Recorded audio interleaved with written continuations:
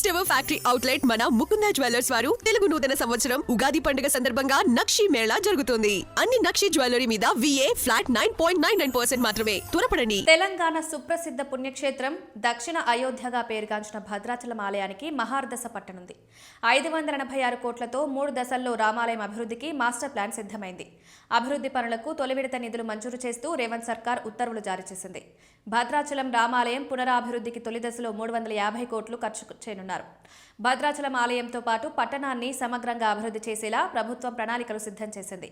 మొదటి దశలో గోదావరి ఘాట్ అభివృద్ధి, ఆలయ పరిసరాల విస్తరణ, మౌలిక వసతుల మెరుగుదల పనుల్ని చేపట్టనున్నారు.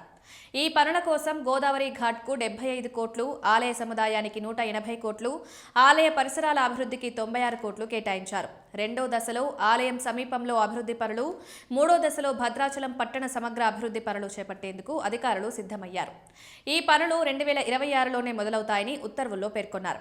గతేడాది భద్రాచలం పర్యటనకు వెళ్లిన ముఖ్యమంత్రి రేవంత్ రెడ్డి ఆలయ సమగ్ర అభివృద్ధికి హామీ ఇచ్చారు. ఈ మేరకు బుధవారం ఉత్తర్వులు వెలువడ్డాయి. కాగా ఆలయ అభివృద్ధికి భారీగా నిధులు కేటాయించిన సీఎం రేవంత్ రెడ్డికి దేవాదాయ శాఖ మంత్రి కొండా సురేఖ కృతజ్ఞతలు తెలిపారు. ఆలయ అభివృద్ధికి పనుల్ని ఆగమ శాస్త్రానికి అనుగుణంగా చేపడతామన్నారు. భక్తులకు మెరుగైన సౌకర్యాలు కల్పించడం, క్షేత్ర వైభవాన్ని మరింత ముందుకు తీసుకువెళ్లడం తమ ప్రభుత్వ ప్రధాన లక్ష్యమన్నారు. ఈ ప్రాజెక్టుతో పర్యాటక రంగానికి కొత్త శోభ లభించడంతో పాటు స్థానిక ఆర్థిక వ్యవస్థ కూడా బలోపేతమవుతుందని ఆశాభావం వ్యక్తం చేశారు. ఆధ్యాత్మికంగా అత్యంత ప్రాముఖ్యత కలిగిన ఈ క్షేత్రాన్ని యాదాద్రి తరహాలో తీర్చిదిద్దుతామని గత బీఆర్ఎస్ ప్రభుత్వం ప్రకటించింది. 2016లో అప్పటి సీఎం కేసీఆర్ భద్రాచలం పర్యటన సందర్భంగా ఆలయ అభివృద్ధి కోసం 100 కోట్లు కేటాయిస్తున్నట్లు ప్రకటించారు. ప్రముఖ ఆర్కిటెక్ట్ ఆనంద్ సాయి నేతృత్వంలో మాస్టర్ ప్లాన్ కూడా సిద్ధం చేశారు.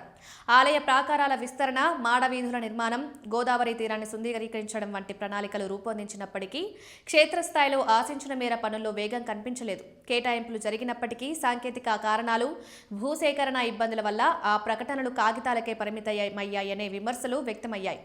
కాంగ్రెస్ ప్రభుత్వం అధికారంలోకి వచ్చిన తర్వాత సీఎం రేవంత్ రెడ్డి భద్రాచలం అభివృద్ధిని ప్రతిష్టాత్మకంగా తీసుకున్నారు.